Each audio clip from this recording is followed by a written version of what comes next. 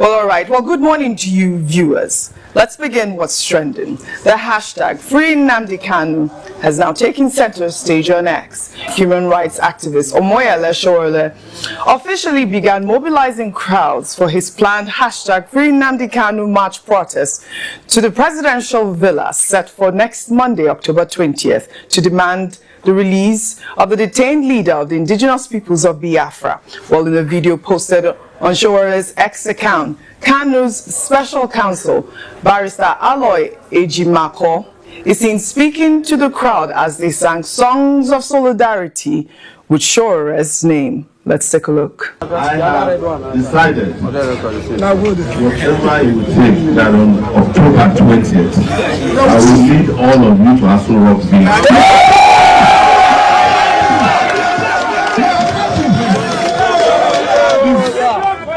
We are here in this market today, but we are calling on all markets across Nigeria and the world of people of conscience to close down for market. It's not too much to ask for.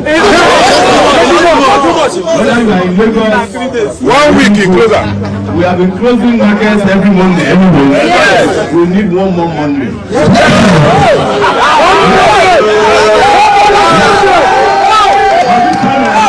It's not about closing down the market, it's about bringing Nnamdi back home. And we are not doing this because we are Igbo, Yoruba, or Hausa. We are doing it because we are the good people of the world, not even Nigerians.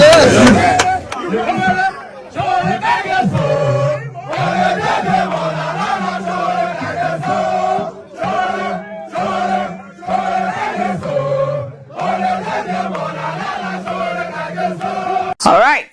Sowore has been calling on political leaders from the southeast to join him in this peaceful protest to Aso Rock to release Nnamdi Kanu, including publicly calling on Anambra State Governor Chukwuma Soludo, Abia State Governor Alex Oti, and former Labour Party presidential candidate Peter Obi to join him. And I'll take some response on his protest on X. And this person wrote, so this so-called hashtag Free Nnamdi Kanu march is another misplaced initiative that only endangers innocent citizens in Abuja.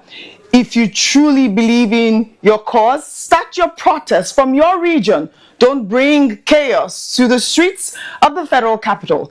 It's pure hypocrisy when people like Sowore, who call themselves activists, selectively choose which injustice to shout about while promoting actions that disrupt peace and threatens national unity.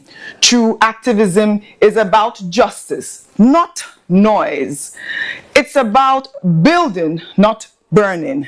Nigeria deserves reasoned dialogue, not reckless mobilization. Another ex-user wrote, the big elephant in the room. We support you, Sowore. Keep speaking out for the well-being of all Nigerians. We need more Sowores, more VDMs, more Harrison Wanishu, etc.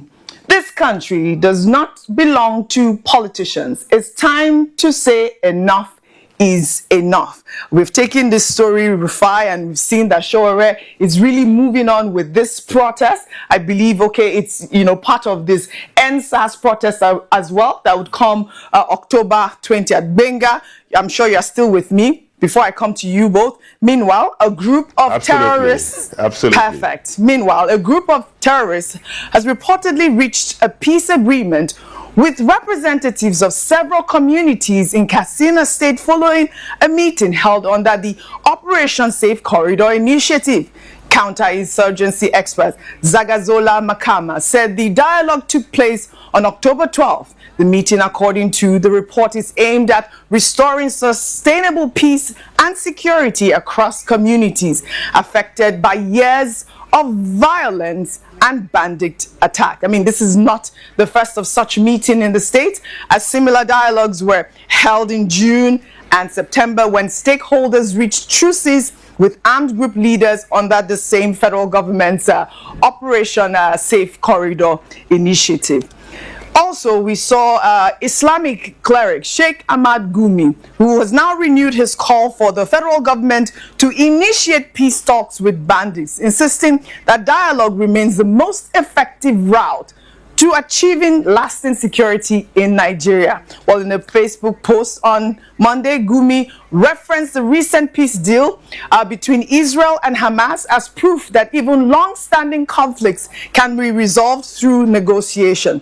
The Kaduna-based cleric argued that if the United States could broker peace between Israel and Hamas, two groups once at bitter odds, then Nigeria should be able to engage its own armed groups in dialogue. And Rufai, I'll come to you first. I'd like for you to, juxtapose these two stories. In one hand, we are seeing Sowore trying to protest and, for the release of the detained IPOB leader. On the other hand, we see Sheikh Ahmad Gumi talking about renegotiating with bandits. We have even seen peace deals in Katsina State. Your thoughts?